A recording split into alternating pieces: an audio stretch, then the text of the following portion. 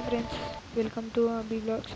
ఈరోజు పూరి మిక్చర్ చేసుకుందాం. కావాల్సిన పదార్థాలు: పల్లీలు, ఉప్పు, పసుపు, కారం, ఇంకా దంచిన ఎల్లిపాయ, కళ్యమాకు, తర్వాత ఒక ప్యాకెట్ పాలాలు. కడాయి మీద స్టవ్ పెట్టుకొని నూనె పోసుకోవాలి. అది కాలితో లేదో చూసుకొని కళ్యమాకును దంచిన ఎల్లిపాయ వేసుకోవాలి. ఇలా మొత్తం వేసుకోవాలి. నూనె కాగేదో లేదో చూడాలి. తర్వాత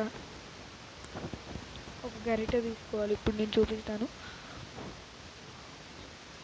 ఒక గరిటె తీసుకొని దాన్ని అలా చిన్నగా కలుపుకోవాలి.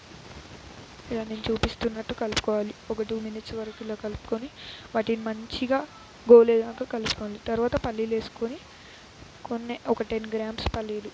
మీరు ఎంతమంది ఉంటే దాన్ని బట్టి, మీరు 10 grams 20 grams దాన్ని బట్టి కలుపుకోవాలి.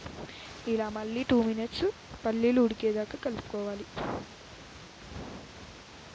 ఇలా 2 minutes కలుపుకొని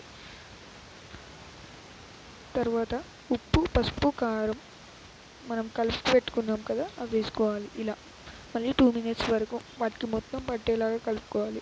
పట్టకుండా వేస్తే ప్యాలాలకు కూడా పట్టదు. తర్వాత ఒక ప్యాకెట్ ప్యాలాలు పోసుకుంటున్నాను. మీరు ఎంతమంది ఉంటే అన్ని పోసుకోండి. మేమైతే చాలామంది ఉన్నాము, అందుకే ఒక ప్యాకెట్ ప్యాలాలు పోసుకుంటున్నాను.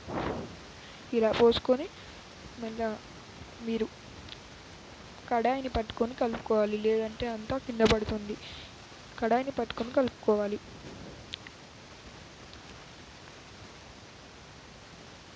ఇలా నేను చూపిస్తున్నట్టు కలుపుకోవాలి. ఇలా మొత్తం కలుపుకొని మొత్తం గోల్డెన్ కలర్ వచ్చేలాగా కలుపుకోవాలి. చూపిస్తున్న విధంగానే కలుపుకోండి. ఎక్కడా తెల్లదనేది ఉండవద్దు. గోల్డెన్ కలర్ వచ్చేదాకా కలుపుకోవాలి. ఒక 5 minutes వరకు కలుపుతూనే ఉండాలి, గోల్డెన్ కలర్ వచ్చే వరకు. మొత్తం అన్నీ పట్టుకొని గోల్డెన్ కలర్ కింద ఉన్నది మనం కారం వేసుకున్నాం కదా ఆయిల్లో, అదంతా నీట్గా వచ్చేటట్టు కలుపుకోవాలి.